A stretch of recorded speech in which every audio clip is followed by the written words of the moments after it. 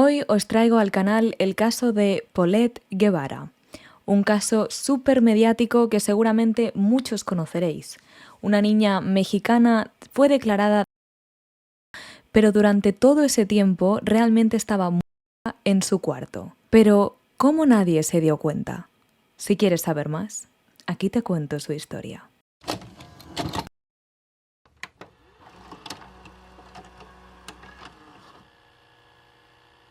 Antes de empezar, quiero presentarme. Mi nombre es Doba y me encanta hablar de misterios. Si es la primera vez que ves uno de mis vídeos, subo vídeo casi todos los miércoles. Y también quiero animarte a que te suscribas si te gusta este tipo de contenido y que actives la campanita para no perderte ninguno de mis vídeos. Y ahora sí, empezamos.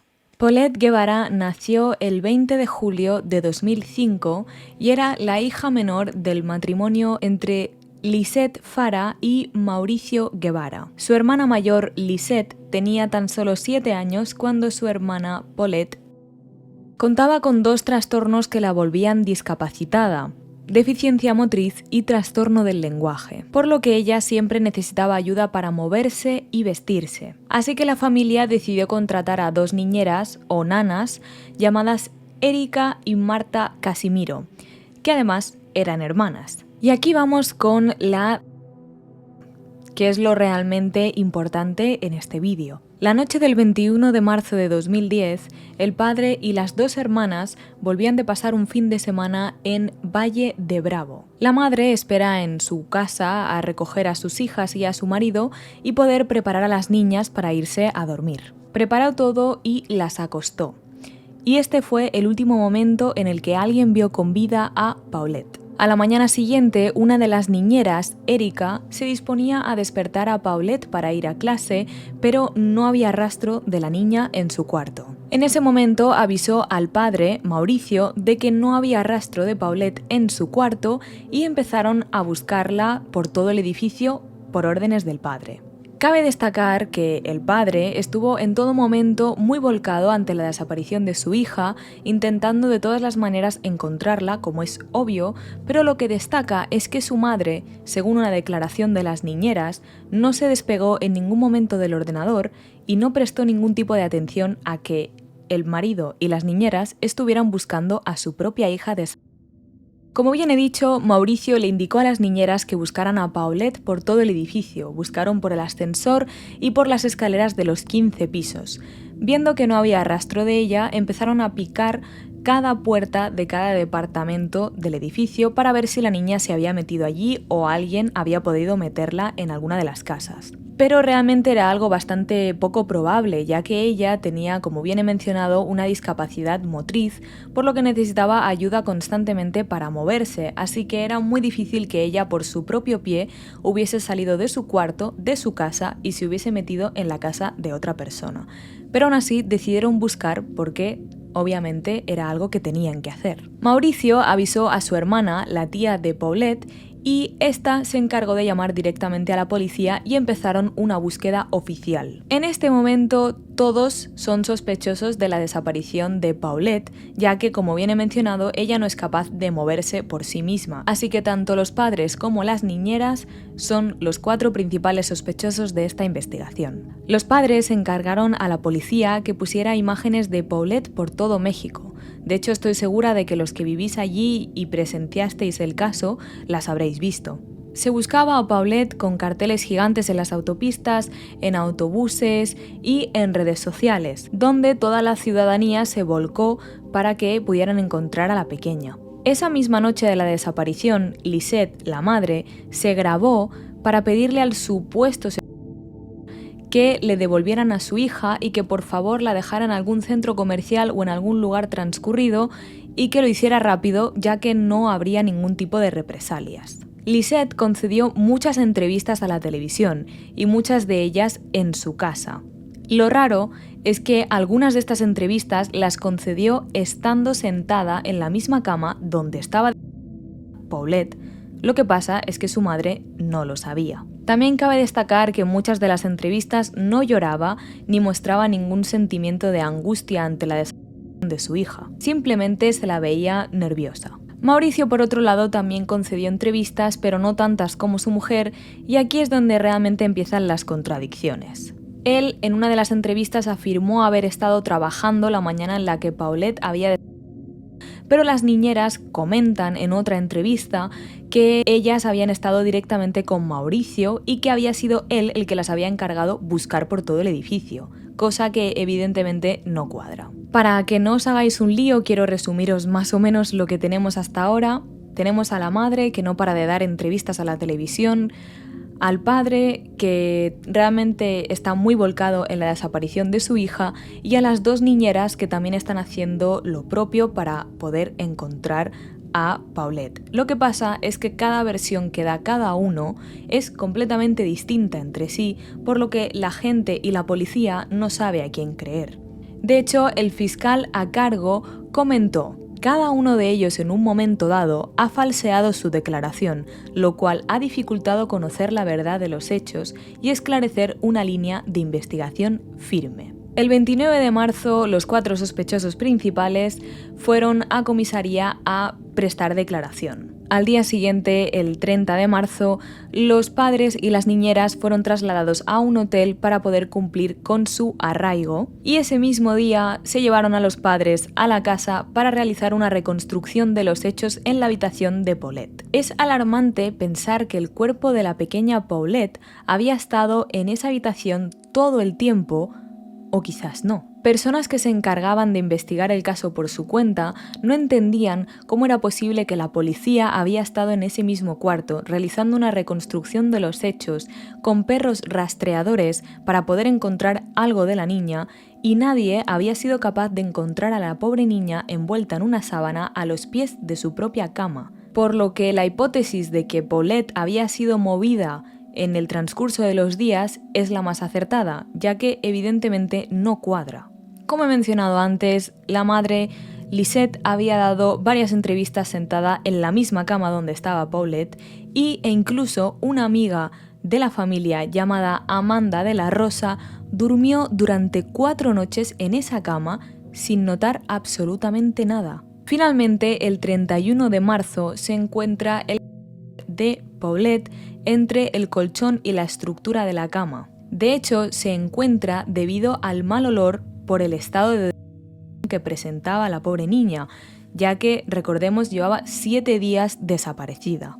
Y vuelvo a recalcar una vez más que me parece muy extraño que absolutamente nadie en esos 7 días se hubiera dado cuenta de que Paulette estaba ahí metida. La muerte fue categorizada como accidente y la causa oficial fue asfixia mecánica debido a la obstrucción de las cavidades nasales y compresión tórax abdominales.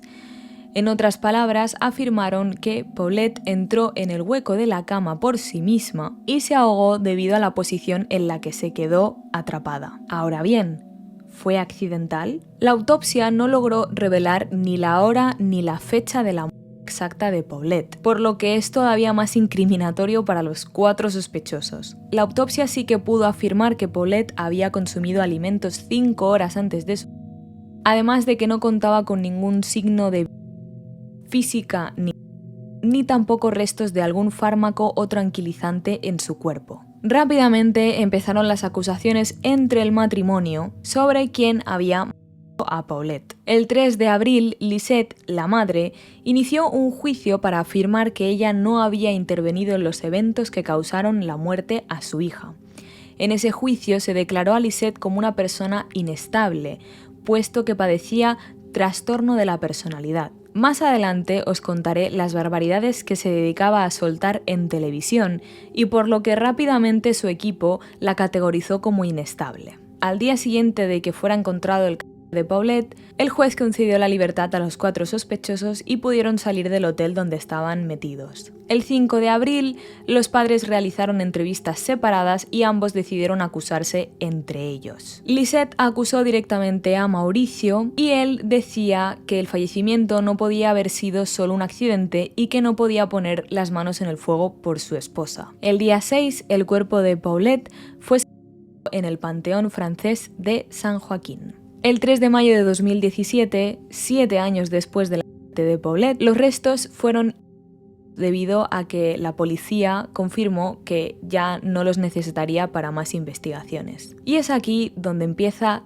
toda la controversia de este caso. Cada una de las entrevistas que dio la madre se dedicaba a esparcir por el suelo su imagen pública. En una entrevista en la que se le preguntaba sobre la desaparición de su hija, ella aseguraba que no podía explicarse lo que había pasado y estaba realmente convencida de que a su hija la habían abducido los ovnis. En otras grabaciones se podía escuchar cómo Lisette le comentaba a su otra hija lo que tenía que decir a los policías, como si estuvieran ensayando una especie de guión. Y en otras entrevistas, gente que trabajaba detrás de las cámaras afirmaron que Lisette utilizaba un guión real sobre lo que tenía que decir o no delante de las cámaras. Cosa que choca bastante, porque si estás hablando de la desaparición de tu hija y no sabes absolutamente nada, no tienes por qué tener un guión. Simplemente saldrás, hablarás de lo ocurrido o de lo poco que puedes saber y ya está. En ningún momento se la vio afectada por lo que le había pasado a su hija, ni en las entrevistas que concedió durante la desaparición, ni en su vida cotidiana. Aquí viene otro punto muy importante, el pijama de Paulette. La madre estaba enseñando unos dibujos que había hecho Paulette antes de desaparecer.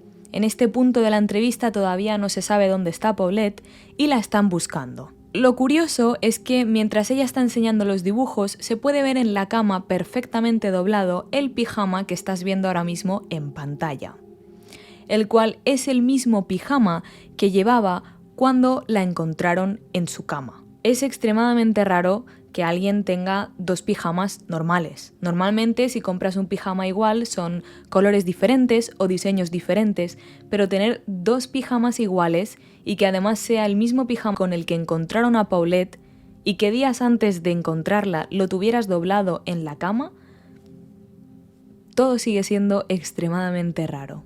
Esto evidentemente da a entender que el cuerpo de Paulette sí que fue movido durante esos 7 días que estaba. Y el último punto de controversia, y para mí el peor, es la compensación económica que pidió Lisette cuando descubrió que su hija había... Esta compensación la quería para cosas personales, pero para nada importantes. En total solicitó 531 millones de pesos mexicanos para poder vivir una vida holgada durante los próximos 35 años de su vida. Y aquí viene un desglose de a qué iba destinado cada parte de ese dinero. Pidió 2 millones para una mansión en Estados Unidos, ya que según ella afirmaba que la habían difamado por todos los canales de televisión mexicanos y que por eso necesitaba irse a vivir a Estados Unidos. Además de otros 2 millones para el mobiliario de la mansión. 140 millones para poder vivir con escoltas, porque ella aseguraba también que su vida corría peligro.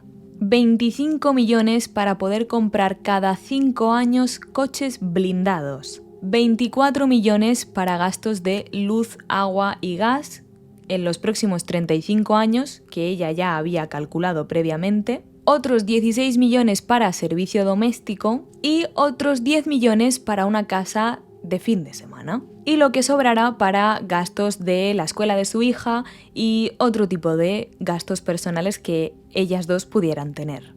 Sé que suena a broma, y perdonad que me lo esté tomando así, pero me parece extremadamente fuerte y cínico que cualquier persona pueda pedir estas chorradas después de la muerte de su hija. La conclusión final es que Paulette de manera accidental a los pies de su cama, pero no es la conclusión que todo el mundo cree, en los que yo misma me incluyo. Me parece todo bastante extraño y no quiero acusar directamente, pero es muy rara la actitud que tuvo la madre durante todo el tiempo.